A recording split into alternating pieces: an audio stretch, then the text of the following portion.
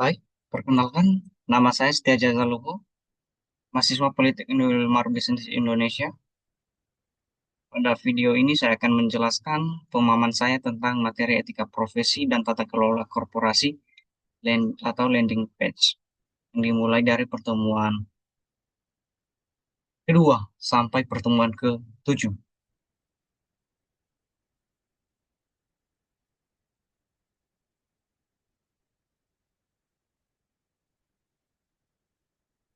Apa itu etika dalam akuntansi?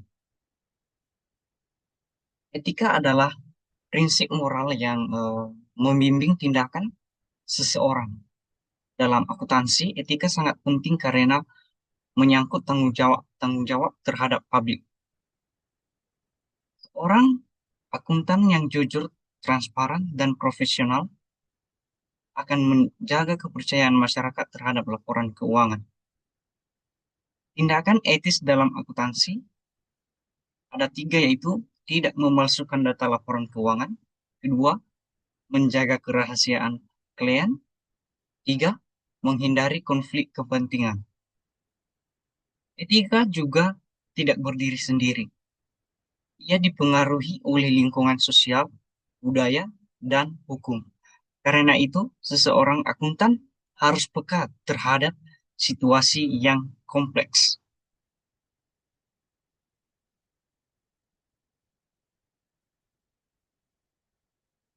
Pengambilan keputusan etis dan model kognitif. Dalam membuat keputusan etis, kita tidak bisa hanya ikut aturan. Kita perlu berpikir secara moral. Model REST menjelaskan ada 4 komponen penting, yaitu satu, moral sensitivity, peka terhadap isu etis. Kedua, moral judgment, mampu menilai benar atau salah. Tiga, moral motivation, punya niat untuk berbuat benar. Dan empat, moral karakter, itu berani bertindak sesuai nilai. Selain itu, intensitas moral juga mempengaruhi seberapa besar dampaknya, siapa yang terkena, dan seberapa cepat akibatnya terasa. Contoh nyata dalam kasus FDI liability, seorang CFO lebih memilih keuntungan daripada keselamatan konsumen. Ini menunjukkan konflik antara etika dan ambisi bisnis.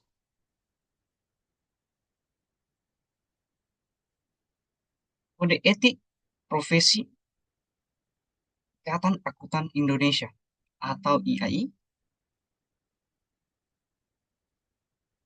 Kode etik IAI mewajibkan akuntan untuk memegang 5 prinsip, dimulai dari seksi 110, yaitu integritas, seksi 120, objektivitas, seksi 130, kompetensi profesional, seksi 140, kerahasiaan, seksi 150, perilaku profesional.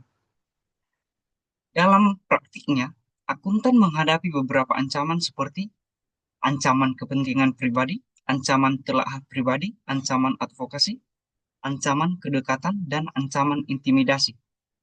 Karena itu, akuntan harus mengevaluasi risiko etis dan menerapkan kerangka konseptual agar tetap independen dan profesional.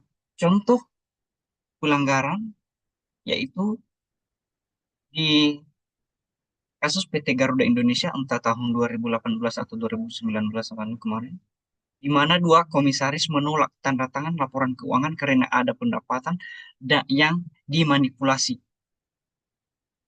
Seperti begitu.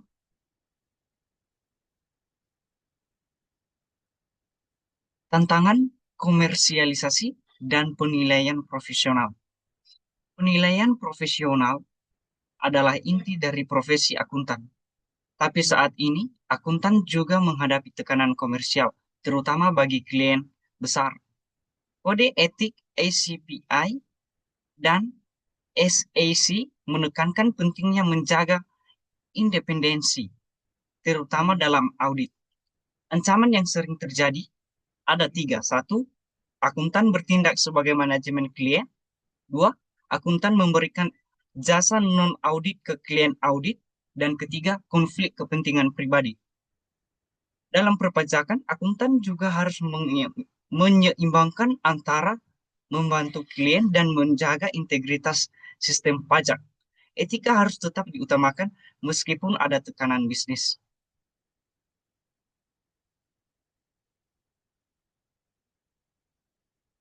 Etika organisasi dan tata kelola perusahaan. Etika tidak hanya tanggung jawab individu, tapi juga organisasi. Budaya etika ditentukan oleh tiga, satu, pemimpin yang memberi contoh, dua, kode etik organisasi, tiga, program pelatihan etika. Jika pemimpin tidak etis, maka karyawan juga bisa terdorong untuk ikut melanggar. Inilah yang disebut tone at the top. Kasus besar seperti Enron dan Satya menunjukkan budaya. Jika perusahaan mengabaikan etika, oleh karena itu, audit internal, komite etika, dan pelaporan pelanggaran menjadi sangat penting.